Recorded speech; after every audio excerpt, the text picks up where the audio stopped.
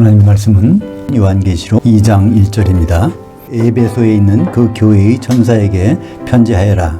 그의 그 오른손에 그 7 별들을 붙잡고 그 7 금 등잔대들 가운데 거느시는 분께서 이렇게 이것들을 말씀하신다. 원전 그대로 보는 요한계시록 2장 첫 번째 시간으로 첫사랑을 회복하라고요. 성령 소멸의 빼박 증거라는 제목으로 말씀을 나누겠습니다. 지난 시간까지 1장을 봤는데요. 요한계시록 1장 19절에 보면 요한계시록이 무엇에 대한 내용인지를 설명하고 있습니다. 그 1장에서 사도 요한이 지금 어디가 있어요? 시간적으로 그리스도의 심판대까지 가 있어요. 그러니까 교회 시대 끝나고 7년 환란 끝나고 주님 오셔서 예수님과 교회가 만나는 그 장면에 보고 있는데 그게 지금이에요. 요한계시록 1장에서는. 그러므로 내가 본 것들, 이거는 과거예요. 지금까지 보아왔던 것. 우리가 기차를 타고 부산까지 가면은 그 차창 밖으로 보이는 게 있잖아요.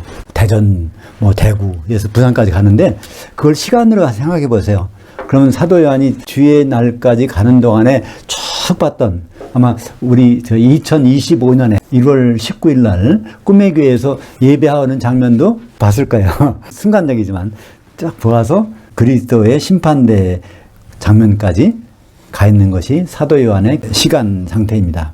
그래서 지금 있는 것들은 그리스도의 심판대에 있는 그 장면들, 그 다음에 장차될 일은 그리스도의 심판대 이후에 혼인잔치가 있고, 그죠? 그 다음에 천년왕국이 있고, 백보자 심판이 있고, 그것까지 요한계시록은 이 세 파트로 되어 있는데, 이것을 이제 기록하라는 겁니다. 그래서 2장과 3장은 초대교회부터 7년 환란까지를 기록한 것입니다. 그러니까 2장과 3장의 그 교회 내용들을 보면요, 그게 과거에 이루어진 일이 아닙니다. 또 미래에 이루어질 일도 않네요. 그게 시간적으로 전체적으로 분포된 것입니다. 그래서 에베소 교회 책 많은 장면도 오늘 나오는데요. 사랑이 없다는 거 아닙니까? 그죠? 그게 초대교회 에베소 교회가 사랑이 없다는 것이 아니라 사랑이 없게 될 때가 온다는 것입니다. 에베소라는 것은 에페소스라는 헬라어인데요. 그것은 이제 두 가지 뜻으로 말씀하고 있습니다. 바람직한이라고 하기도 하고 인내라는 말도 하고 있습니다. 이건 외래어에서 온 거기 때문에 특별한 뜻을 이렇게 정확하게 집을 수는 없지만 그렇게 에베소라는 뜻은 그런 의미로 알려져 있습니다. 그 교회에 어떤 천사가 있어요. 이 천사는 어떤 천사일까요? 앞에서 우리가 봤죠? 인자가 되시니가 손에 7 별들을 갖고 있어. 그죠? 그 별들이 바로 천사라고 했죠? 그 천사들이 이제 그때는 그리스도의 심판대니까 심판대에서 그 천사가 이미 다 모였죠. 그죠? 여기 지상에 아무도 없어요. 그죠? 교회도 없으니까 지상에는. 그리스도 심판됐을 때는 천사가 자기 역할 다 하고서 거기 가 있는 거야. 예수님 가 있는 거야. 근데 그 천사가 초대교회부터 각 교회로 파송돼서 거기서 하나님의 소식을 받는 거예요. 누가 소식 전해줄까요? 예수님 모습을 한 천사가 에베소 교회 담당 천사한테 서머나, 버가모, 두아디라, 사대, 빌라델비아, 라오디게아 그 7 천사들이 이제 파송돼갖고 거기가 있는 거고 그것이 나중에 그리스도 심판대까지 있을 때는 다시 예수님께 손에 이제 천사가 있는 거죠. 그죠?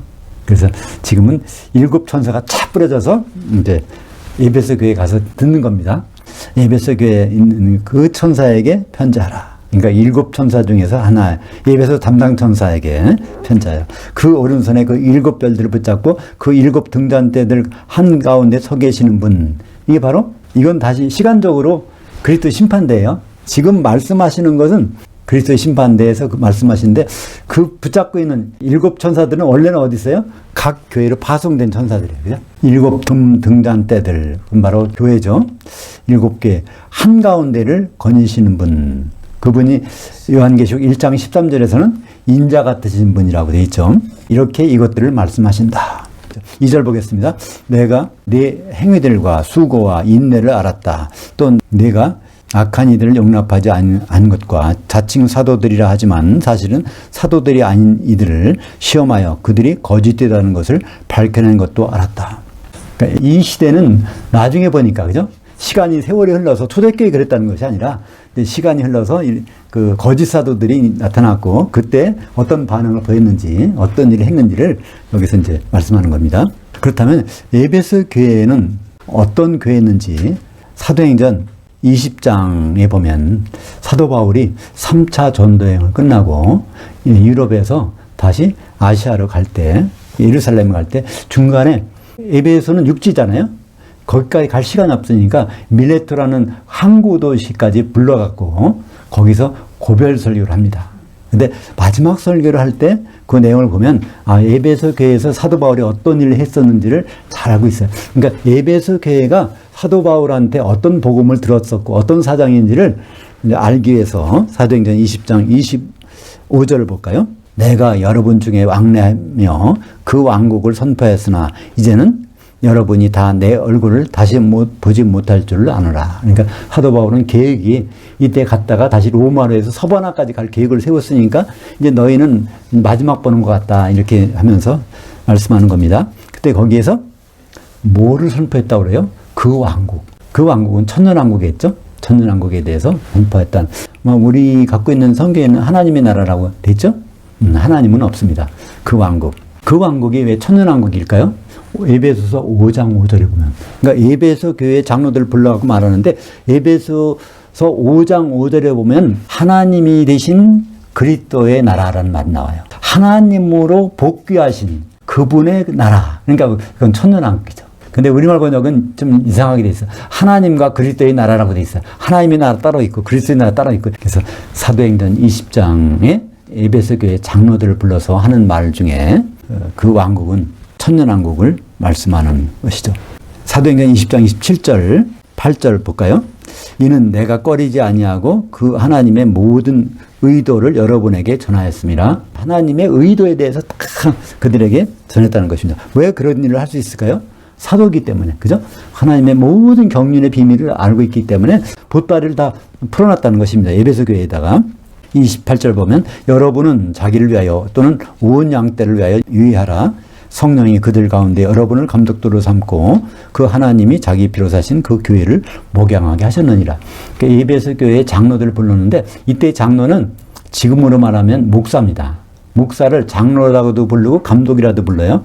목사는 세 가지 명칭이 있는데 목사, 장로, 감독. 이게 똑같은. 그러니까 장로는 연륜이 많다는 의미입니다. 연륜이 많아서 장로라고 부르는 거고 감독이라는 것은 세세 보살핀다는 거예요.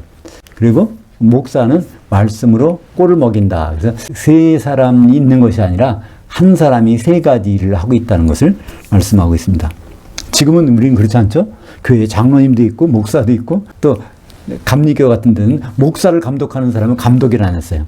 성경에서 감독은요, 목사를 감독하는 사람이 아니라 성도들을 보살피는 사람이 감독이라고 되어 있는 거죠. 사도행전 20장 29절 30절 보겠습니다. 내가 떠난 후에 사나운 이리들이 여러분에게 들어와서 그 양떼를 아끼지 아니하며 또한 여러분 중에서도 제자들을 빼내어 자기를 따르게 하려고 왜곡된 말들을 하는 사람들이 일어날 줄 아노라. 그러니까 사도 바울은 이거를 이미 말하는 거예요. 지금은 이렇게 말씀을 전하고 잘 듣고 있지만 또 누가 온다는 거예요. 거짓 사도가 와서 이들을 사나운 늑대처럼 양을 해친다는 겁니다.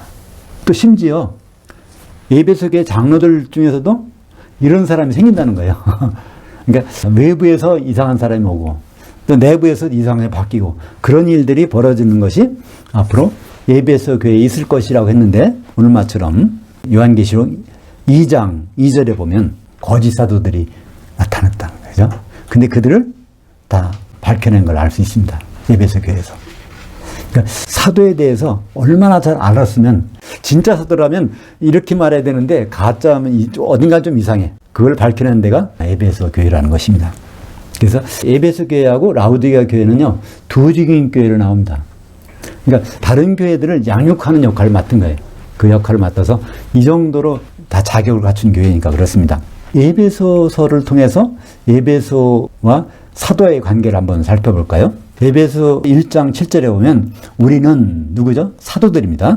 우리는 그리스도 안에서 그의 은혜의 풍성함을 따라 그의 그 피로 말미암아 구속 곧 허물들 사함을 받았느니라.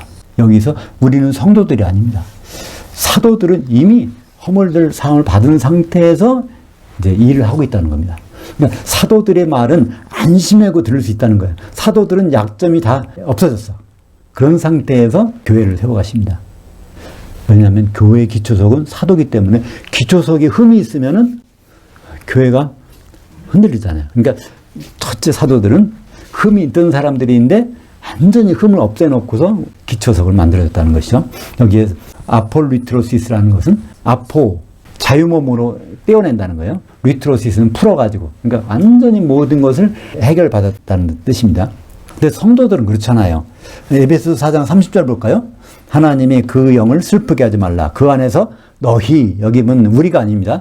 너희가 구속의 날까지, 재림의 날까지 인지증을 받았느냐. 성도들은 앞으로 흠이 없어져야 되는 사람들이고 사도들은 흠이 없어진 상태에서 교회가 시작된 겁니다.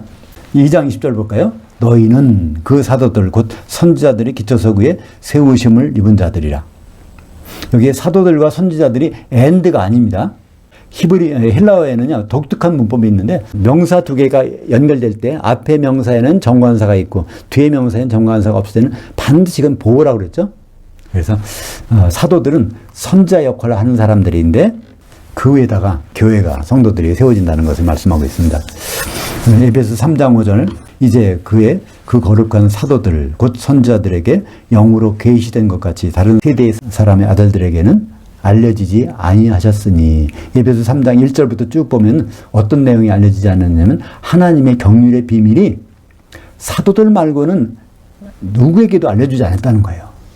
요한계시록 21장 14절. 사도들은 어디까지 우리가 함께 갈까요? 세세토록 우리는 사도와 끊어야 끊을 수가 없습니다. 새 예루살렘의 밑받침이 사도니까 그렇습니다. 그 성의 성곽에는 12기초석들이 있고 그 위에는 어린 양의 12사도들이 12이름들이 있더라. 오늘 말씀 2장 3절 보겠습니다. 또 내가 인내를 가졌고 내 그 이름을 인하여 견디어내었고 지치지 않았다는 것도 안다. 얼마나 힘들었으면, 그죠? 근데 그거를 견뎌왔다는 것입니다. 오죽하면 에베소 교회 하면 상징이 인내예요. 인내. 2절에도 인내가 있고 3절에도 인내가 있고, 그죠? 근데 여기에 내 이름을 인하여 견디어내었고. 근데 그 예수님의 이름이 어떤 의미가 있을까요? 예수님의 이름을 통해서 어떤 의미가 있나요? 마태복음 18장 20절. 두세 사람이 내 그 이름을 향하여 함께 모여진 곳에는 나도 그들 중에 있느니라. 그냥 모이는 것이 아니라 예수님의 이름을 향하여 모여진 곳에. 그것이 그 교회죠. 교회는 반드시 성령이 계십니다. 진짜 교회라면, 예수님의 이름을 향하여 모여진 곳이면, 그렇지 않은 교회는 없겠지만 그렇게 모이면 성령이 계시겠다고 말씀하고 있죠. 요한복음 14장 26절 볼까요?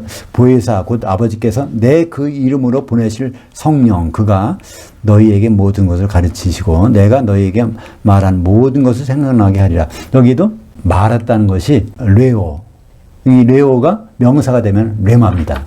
로고스는요, 동사가 뭘까요? 레고예요. 영어로는 로고스는 L로 시작돼요, 영어로. 또, 레마는 뭐로 시작돼요? R로 시작돼요. 그러니까 이게 완전히 다른 단어인데 우리는 거의 비슷한 것처럼 느껴지죠? 그러니까 성령께서 오시면 반드시 어떻게? 레마를 통해서 알게 해주신다는 거죠. 요한복음 15장 20절. 사람들이 나를 박해했으면 너희도 박해할 것이요. 또 내 말을 주목하였으면 너희 말도 주목할 것이라. 그러나 사람들이 내 그 이름으로 말미암아 이 모든 일을 너희에게 하리니 이는 나 보내신 일을 알지 못함이라. 그러니까 우리가 핍박을 받거나 또는 우리가 환영을 받거나 그런 이유가 다 예수님 때문에 그렇다는 거예요. 그 이름이 아니라면 우리가 핍박을 받을 일도 없다는 것입니다. 그러니까 우리가 핍박을 안 받고 너무나 편해. 그건 좋을 수도 있어요. 그죠? 근데 어떻게 보면 그 예수의 이름으로 안 했기 때문에 그럴 수 있다는 겁니다. 4절 보겠습니다. 그러나 너를 책망할 것이 있다. 그것은 내가 그 뜸인 너의 그 사랑을 추방했기 때문이다. 여기에 가장 오해가 되는 구절이 나옵니다. 2장에서. 그죠? 우리는 보통 첫사랑이라는 말이 여기서 생겼어요. 주님과의 첫사랑. 주님과의 처음 그분과 사랑의 관계 맺을 때는 얼마나 뜨거웠던지 새벽 기도도 하고 철학 기도도 하고 말씀도 매일 읽고 기도하고 그랬는데 이게 지금 첫사랑이 식어갖고 이렇게 됐으니까 첫사랑을 빨리 회복해야 될 텐데 그런 말을 여기에서 요한계시록 2장 4절 갖고 하는데요. 첫사랑이라는 말은 없습니다. 여기에 우리나라 번역은 처음 사랑인데 그것도 번역을 좀 정확히 한다면 그 으뜸이 최고인 그 아가페 사랑이 에베소 교회에 없어졌다는 거예요. 이게 논리적으로, 이론적으로 그 거짓 사도들이 잘못됐다는 걸 다 밝혀냈지만 교리적으로는 빠삭한데, 근데 시간이 지나다 보니까 아가페 사랑이 없어졌다는 것입니다. 아가페 사랑이 없어졌다는 것은 무슨 의미할까요? 로마서 5장 5절. 그 소망이 우리에게 부끄럽게 아니함은 우리에게 주신 성령으로 말미암아 그 하나님의 아가페 사랑이 우리 마음들에 부은 바 됨이. 이 세상에는 여러 가지 사랑이 있어요. 남녀 간의 사랑, 에록스의 사랑도 있고요. 또 친구 간의 사랑, 필리아의 사랑도 있고, 또 혈연 간의 사랑, 스토르게의 사랑도 있어요. 근데 이 세상에 없는 사랑이 바로 아가페 사랑입니다. 이건 하나님께만 있는 사랑이에요. 근데 그 사랑은 어떻게 공급될까요? 그 아가페 사랑의 통로는 성령밖에 없다는 것입니다. 성령이 있는 교회, 충만한 교회라면 아가페 사랑이 있는데, 성령이 없다면 아가페 사랑이 아니라 다른 사랑, 필리아의 사랑이나 에로스의 사랑이나 스토르게의 사랑이나 그런 것밖에 없다는 것이죠. 그래서 아가페 사랑이 안 보인다면 어떤 증세일까요? 금방 진단이 나와요. 성령이 소멸됐다. 에베소서 4장 3절 보면 왜 성령이 필요한가를 말씀하고 있죠. 평안에 매는 줄로 성령이 하나 되게 하신 것을 너희는 힘써 지키라. 헬라어로 원은 헤이스예요. 원, 헤이스. 그것이 명사가 되면은 헤노테스. 여러 성도가 있지만 주님과 만날 때는 반드시 어떻게 돼야 될까요? 하나가 돼야 혼인할 수 있죠. 그래서 성령이 아니고서는 주님과 만나서 혼인할 수가 없습니다. 만찬에 들어갈 수가 없죠. 5절 보겠습니다. 그러므로 어디서 떨어졌는지 기억하고 회개하여 그 으뜸인 행위들을 하여라. 그러니까 아가페 사랑의 행위를 나타내라는 거죠. 만일 그렇지 않으면 내가 너에게 갈 것이며 네가 회개하지 않는 한 네 그 등잔대를 그 자리에서 옮길 것이다. 그러니까 교회의 역할이 없어졌다는 거예요. 교회가 사라지는 거예요.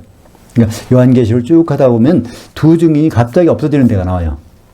또 사람의 3분의 1이 그 연월일시에 없어지는 게 나와. 죽는 게 나와요. 그게 다 두 증인 교회가 세상에서 없어지는 그 시기입니다. 요한계시록 3장 16절. 에베소 교회하고 같이 짝을 이루는 교회가 라우디게아 교회입니다. 라우디게아 교회, 내가 이같이 미디근하여 뜨겁지도 아니하고 차지도 아니하니 내 입에서 너를 토하여 버리리라. 에베소 교회는 아가페 사랑이 식어졌는데 라우디게아 교회는 그 미지근하다는 거예요. 그럼 머리로만 있지 가슴까지 내려오지 않았다는 거예요. 교리만 가지고 있지 사랑이 어디 식어진 거예요. 그죠? 같은 짝꿍입니다. 에베소 교회하고 라우디게아 교회는. 그래서 두 교회를 합해서 두 증인이라고 말하는 거죠. 9장 15절 보겠습니다. 요한계시록. 네 천사들이 놓였으니 그들은 그 연월일시에 이르러 사람 3분의 1을 죽이기로 준비한 자들이더라. 사람 3분의 1. 사람은 성도들을 가리킵니다. 성도들 3분의 1을 죽이기로 했은 거예요. 두 교회의 성도들을 죽이는 거죠. 거기서 네 천사들은 악한 천사입니다. 그죠? 악한 천사들이 거기서 기다리고 있다가 결국은 순교를 하게 하는. 요한계시록 11장 4절 볼까요? 이게 다 에베소 교회에 대해서 말하는 겁니다. 그들, 두 증인 교회들은 이 땅의 주 앞에 서 있는 두 올리브 나무들과 두 등잔대들이니 그들이 그 증언을 마칠 때 무저갱에서 올라오는 그 짐승이 그들과 더불어 전쟁을 일으켜 그들을 이기고 그들을 죽일 터인지요. 그러니까 똑같이 순교당한 장면인데 요한계시록 3장과 9장과 11장은 다른 모습으로 설명해 주는 거예요. 그러니까 짐승이 적그리스도가 죽인다는 거죠. 언제? 전 3년만 끝나고 후 3년만 시작될 때 그때 이제 죽인다는 거예요. 거기에 두 증인이 누구라는 것을 분명히 나오죠. 그 모세와 엘리야가 아니라 두 올리브 나무고 두 등잔대니까 그건 교회를 말하고 있는 것입니다. 또 12장에도 이제 두 증인이 나와요. 그 여자가 7 아이를 낳는 여자, 모교회죠. 초대교회 교회가 큰 독수리의 두 날개. 독수리는 예수님을 뜻합니다. 큰 독수리는 맏아들. 예수님의 두 날개라는 것은 두 교회죠. 예수님으로부터 7개 교회가 나오니까 두 날개를 받아 광야에서 자기 곳으로 날아가 거기서 그 뱀을 낯을 피하여 한 때와 두 때와 반 때를 양육받음에, 한 때와 두 때 반 때는 전 3년 반입니다. 양육이라는 것은 누가 양육해요? 두 증인이 자기 교회를 양육하는 겁니다. 12장 15절에 그 여자의 뒤에서 그 뱀이 그 입으로 물을 강같이 토하여 그 여자를 물에 떠내려가게 하되, 그러니까 여기 보면 두 증인이 죽는 게 순교당하는 것이 9장에서 보면 천사들이 그를 죽이는 거예요. 근데 11장에 보면 적그리스도 짐승이 그들을 죽이는 거예요. 그 다음에 요한계시록 12장에 보면 그들을 사탄, 뱀이 죽이는 거예요. 이게 그들 여러 번 죽이는 것이 아니라 그들 똑같은 것을 사탄과 짐승과 또 그 천사가 이렇게 죽인다는 것을 나타내고 있죠. 6절 보겠습니다. 그러나 내게 이것이 있으니 네가 니골라당의 그 행위들을 미워하는 것이다. 나도 그것을 미워한다. 니골라당이란 무엇일까요? 이제 뒤에 좀 더 자세하게 나오겠지만 그냥 니골라 하면 니코스와 라오스를 합한 것입니다. 니코스는요 승리라는 뜻이고요. 라오스는 백성이라는 뜻이에요. 백성의 승리자라는 뜻입니다. 그러니까 계급을 갖고 있는 거예요. 교회에서 집사가 있고 뭐 권찰이 있고 뭐 장로가 있고 그 위에 어떤 목사 이런 그 계급이 심한 것이 뭐죠? 가톨릭 계급이 쳐졌잖아요. 교황부터 시작해서 계급. 교회에서는 그런 계급이 없어요. 순 같은 형제들인데, 그죠? 그런 계급을 세워놓고 한다는 것입니다. 요한계시록 2장 15절에 그 보가목 교회에는 그런 일이 있어요. 이와 같이 내게도 니골라당의 교훈을 지키는 자들이 있더라. 그러니까 에베소 교회는요, 니골라당의 그 교훈이 없어.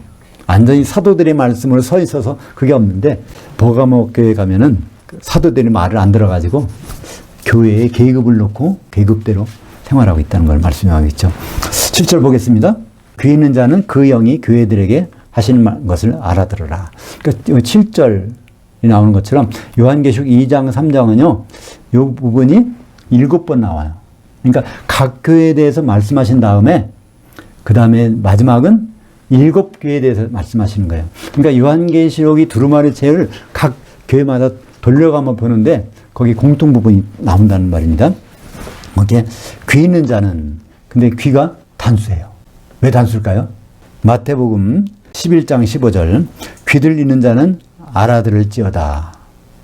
그러니까 복음서에 다른 데는 마태, 마가, 누가복음, 복음서에는요 다 귀 들리는 자는 알아들을지어다 말들이 나와요. 귀 들리는 자들, 복수, 오타, 단수는 우스.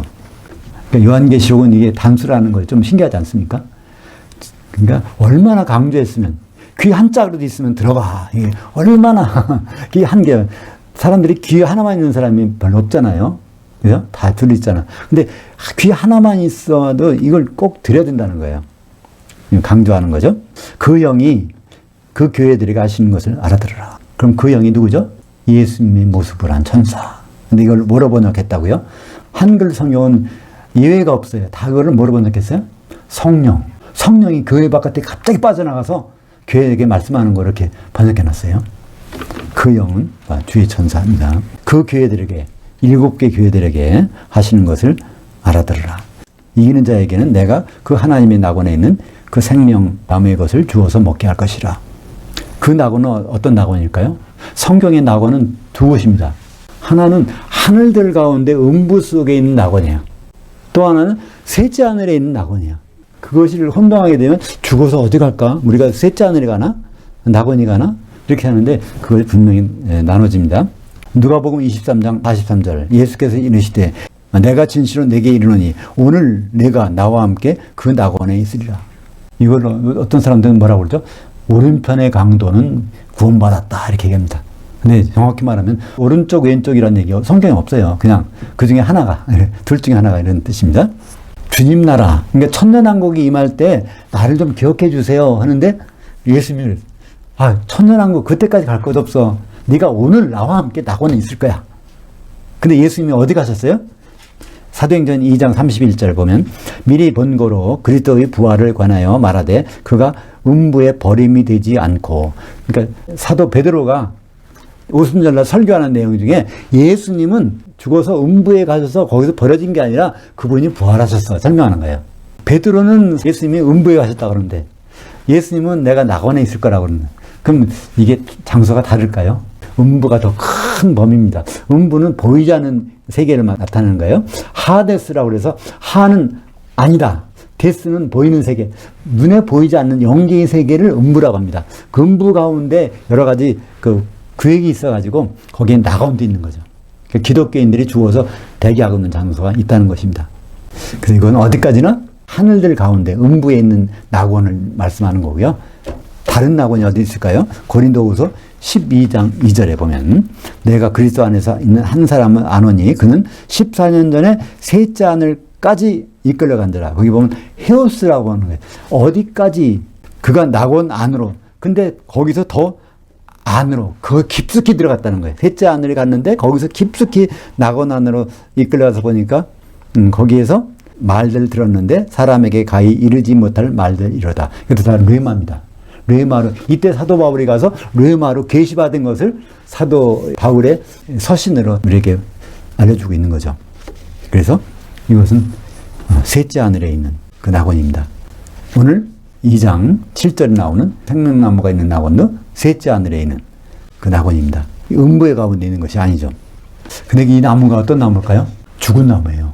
크실론이라는 것은 죽은 나무, 산나무는 덴드론입니다. 트리라는 것은 덴드론이에요. 산나무는 크실론이라고 썼어요. 왜 이게 죽은 나무일까요? 십자가가 죽은 나무잖아요. 그죠? 거기에서 피 흘리신 분, 이걸 상징해서. 그러니까 인간적으로 볼 때는 죽은 나무예요. 근데 거기에서 열매가 열려요. 사실 생명이 있다는 거예요. 이 구약에 보면 그렇잖아요. 아론의 방이 거기 싹이 나고 꽃이 피고 하잖아요. 죽은 나무인 줄 알았는데 사실 예수님은 죽은 나무 같아도 거기에 생명이 있어서 그 열매를 먹고 살게 한다는 것입니다. 요한계시록 22장 2절에 생명강이 그 거리 한가운데 흐르더라. 그 강 좌우에 생명나무가 있어 12가지 열매를 맺대. 그러니까 그 하나님의 그 낙원에 있는 생명나무 하면은 새 예루살렘에 있는 생명나무니까 이기는 자에게는 이것을 주겠다는 것입니다. 이기는 자에게는 새 예루살렘 안의 것을 맛보도록 하겠다는 말씀이죠. 기도하겠습니다. 하나님 아버지, 오늘 에베소 교회를 보면서 먼 미래로 시간 여행을 하게 하심을 감사합니다. 주님과의 만나는 장면을 생생히 기억하며 오늘을 살아갈 수 있도록 인도하여 주시옵소서. 예수님 이름으로 기도합니다. 아멘.